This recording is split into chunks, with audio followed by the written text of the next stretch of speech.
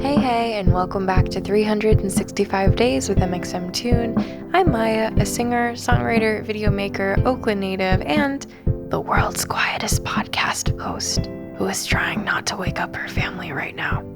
I'm also a big fan of history. I love untold stories, gross facts, hidden secrets, anything weird, dark, and funky from the past. Each day, I'm going to share a few of my favorite deep cuts with you, so let's take a look at today's stories. It's 365 with mxmtoon. New facts every day, so don't leave too soon. I'm gonna teach you stuff, no it won't be tough. Gonna go a year till you've had enough. It's 365 mxmtoon. Today, in 1915, the U.S. House of Representatives rejected a proposal to give women the right to vote. That was not very poggers, but it was the last time that would happen again. Women would never be rejected the right to vote ever again.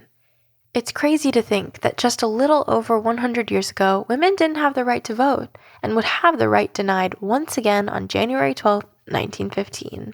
In this particular vote, Congress overwhelmingly voted to deny women the right to vote. It's hard to even imagine. The vote happened after a 10-hour debate in the House of Representatives where suffragists lined the galleries to protest for their right to vote, to no avail. As you might predict, some of the representatives made some pretty reprehensible comments about women by today's standards. Representative Edwin Y. Webb of North Carolina said, "I am opposed to women's suffrage, but I am not opposed to women. I am unwilling, as a Southern man, to force upon her any burden which would distract this loving potentate from her sacred God-imposed duties. I am unwilling to force her into the vortex of politics, where her sensitiveness and her modesty will often be offended." I guess maybe he was trying to phrase it like politics sucked and he wanted women to be spared participating in something so burdensome. But that's not a good reason, and today we read this as a blatant sexist statement. Luckily, history would put his outdated ideas in the dumpster. Stanley Bodle of Ohio had what he perhaps thought were more encouraging words. "Women have they a mission? Yes, it is to rule in the world of love and affection.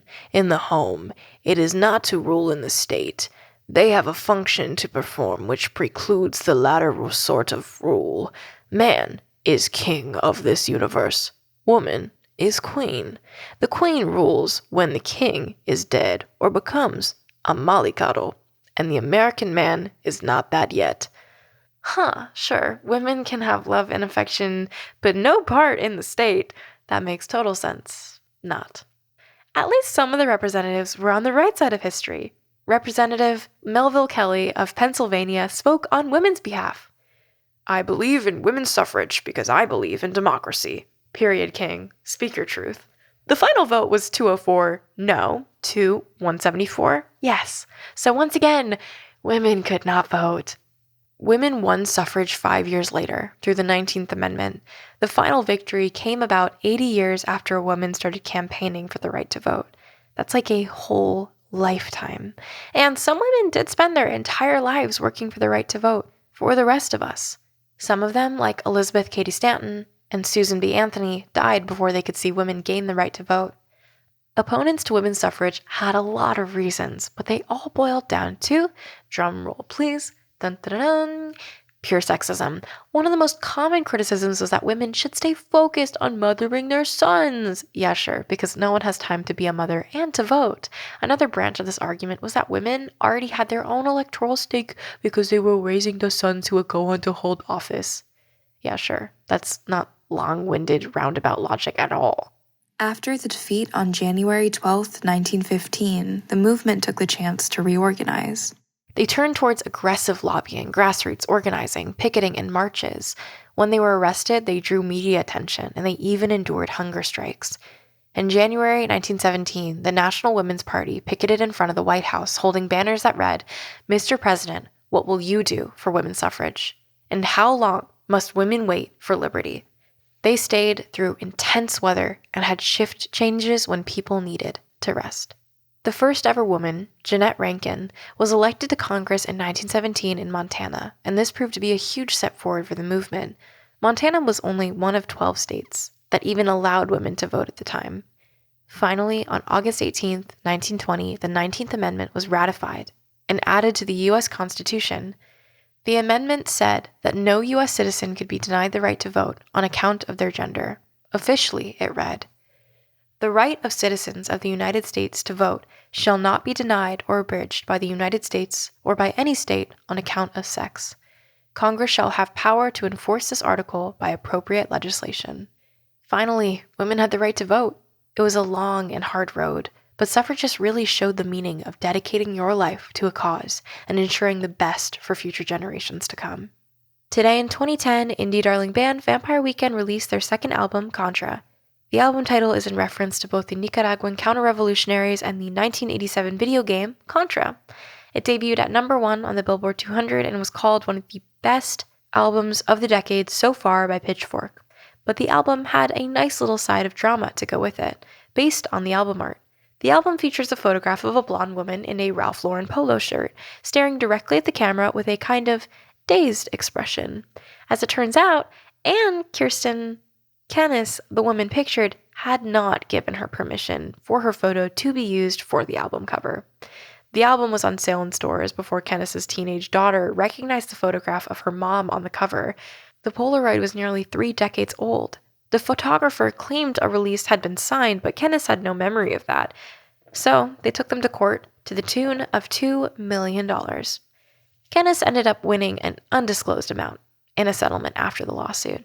After the settlement, the case against Vampire Weekend was dismissed. But then Vampire Weekend itself ended up suing the photographer for not giving the correct information when they thought that they were buying the rights from him. The whole thing is quite a snafu. And now for our final segment of the day, I'm going to be going into my own photo archives to see what I was up to on a January 12th in my life. Oh, January 12th, I got to do a practice set at a venue in Berkeley, California. I believe it was called Cornerstone. And I was standing outside when I realized I was looking at their, I don't know what they're called, but you basically, they put the letters really big on a sign so you can see. But I was outside with my brother, and then I saw that Cody Ko and Noelle Miller were performing at the exact same venue on January 15th and 16th. So I missed them by 3 whole days. I couldn't go see Tiny Meat Gang. I, at that point, had been a fan of Cody Ko for a really long time, and I'm sure that other people are also fans of them. But I think that was one of the first moments that I felt genuinely kind of starstruck at thinking about, oh, I just played this venue and these people I really look up to and their content are coming to play that same venue in 2 days or 3 days time. So that was really surreal for me. Thanks so much for listening. I'll see you tomorrow. Subscribe wherever you listen to podcasts and follow at 365 Days mxmtoon on your preferred social media platforms. Take care. It's 365 with mxmtoon. New facts every day, so don't leave too soon. I'm gonna teach you stuff, no it won't be tough. Gonna go a year till you've had enough. It's